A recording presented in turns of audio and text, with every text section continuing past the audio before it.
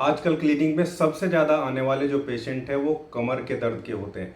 शुरुआत में लोगों को लगता है कि ये थोड़ी सी कमजोरी है, शायद कुछ भारीपन कमर में हो गया और वो सोचते हैं कि ये ऐसे ही गोलियां वगैरह खाने से ठीक हो जाएगा। और 90% लोग यहीं पे गलती करते हैं, वो उस पर ध्यान नहीं देते, ना इसका सही सही इलाज करते हैं, बस दर्द की गोलियां लेने लगते हैं। फिर धीरे धीरे ये दर्द जांघों तक होते हुए और नीचे पैर तक जाने लगता है। कुछ लोगों को झुनझुनी और सुन्नपन जैसी समस्याएं भी देखने को मिलती है, क्योंकि कमर में जो सियाटिका नर्व होती है वो कंप्रेस हो जाती है, वो दब जाती है। आज आप लोगों को ऐसा बेहतरीन एक आयुर्वेदिक नुस्खा बताने वाला हूं जो ना केवल आपके कमर के दर्द को ठीक करने का काम करेगा, बल्कि वहां पे जो मसल में स्टिफनेस हो गई, जो टाइट जो है देखने को मिल रहा है, जिसकी वजह से नर्व की समस्या उसको भी ठीक करने का काम करेगा। वीडियो में आगे आप देखेंगे कि ये फॉर्मूला क्या है, कैसे इसको प्रिपेयर करना है, और साथ में मल्टीविटामिन सपोर्ट जो इस कमर दर्द को ठीक करने के लिए बहुत जरूरी है, और फिजियो सपोर्ट भी यानी कि एक्सरसाइज सपोर्ट भी आपको इसमें क्या करनी चाहिए, क्या सावधानियां आपको इसमें रखनी है और क्या चीज आपको अपने खाने में इंक्लूड करनी चाहिए। तो दोस्तों बहुत ज्यादा देर न करते हुए सीधा अपने फॉर्मुलेशन की तरफ चलते हैं। हमने इस फॉर्मुलेशन में क्या क्या लिया गया है। दोस्तों पहली चीज हमारे फॉर्मुलेशन की है नगर मोथा। नगर मोथा एक्चुअली एक घास जैसा होता है, इसकी जड़ बहुत बेहतरीन तरीके से दर्द पे काम करती है, एंटी इन्फ्लामेटरी होती है। किसी भी आयुर्वेदिक शॉप से, पंसारी की दुकान से आपको बहुत इजीली सस्ते से दाम में ये मिल जाने वाला है। 30 ग्राम की मात्रा में आपको ये जो नगर मोथा है इसकी जड़ आपको लेनी है, इसकी जड़ लेनी है, सूखी हुई जड़ लेनी है, बाद में इसका हम पाउडर बनाएंगे। दोस्तों दूसरी चीज हमारे फॉर्मुलेशन की है रासना के पत्ते। रासना या रसना भी कई बार इसको बोलते हैं। बहुत ही बेहतरीन एंटी इन्फ्लामेटरी इफेक्ट इनका रहता है, और दर्द के लिए तो आयुर्वेद में लगभग ऐसा कोई ही फॉर्मूला शायद होगा जिसमें इसको ना डाला गया हो।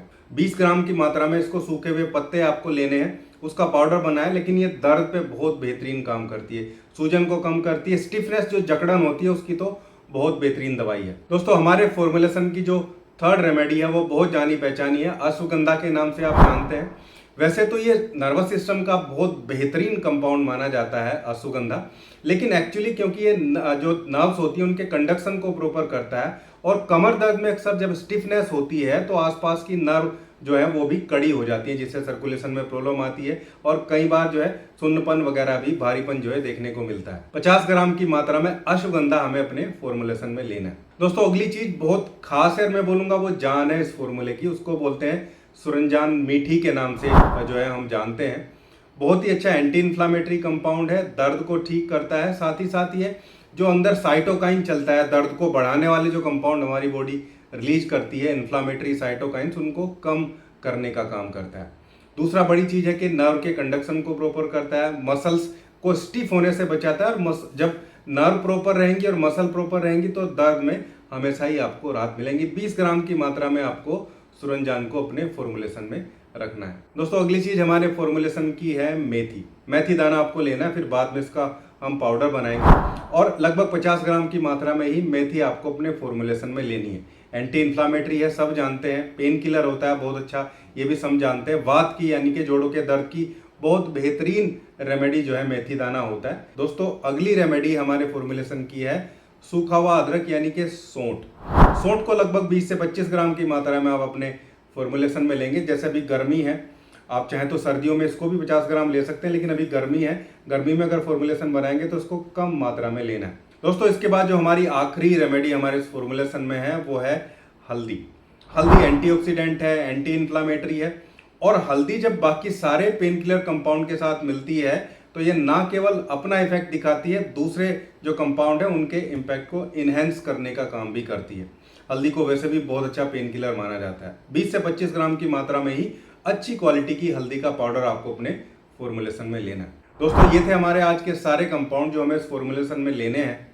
ये लगभग 6 कंपाउंड है जो बहुत ही बेहतरीन एंटी इन्फ्लामेटरी और पेन किलर के तरीके से आपके शरीर में काम करेंगे।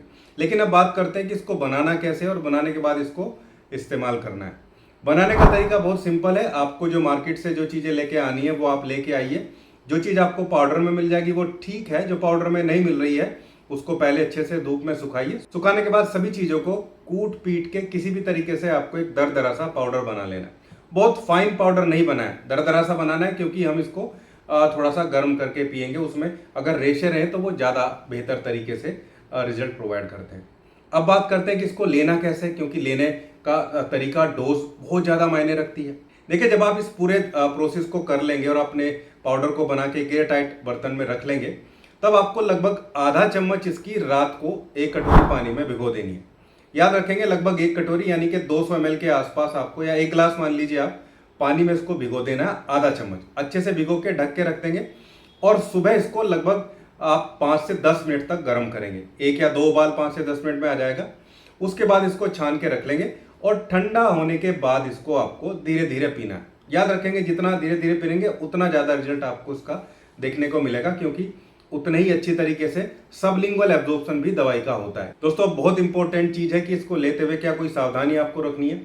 देखिए वैसे तो ये बहुत सिंपल चीज़ें हैं और इनका साइड इफेक्ट भी कुछ नहीं है, लेकिन अगर आपको कोई क्रोनिक समस्या है और दूसरा अगर आपकी कमर में दर्द के साथ साथ आपके पैर पूरे तरीके से सुन्न हो जा रहे हैं, तो आपको जरूर इन्वेस्टिगेशन की रिक्वायरमेंट भी है और उस पर ध्यान देना, एक्सरसाइज, और मैं बोलूंगा कि डॉक्टर की सलाह से ही आगे अपनी चीजें आप शुरू करें। दूसरा, अगर आप प्रेग्नेंट लेडी हैं तो भी आपको बिना डॉक्टर से पूछे कोई भी चीज कंज्यूम नहीं करना है। छोटे बच्चों को देने की रिक्वायरमेंट इनकी नहीं रहती है।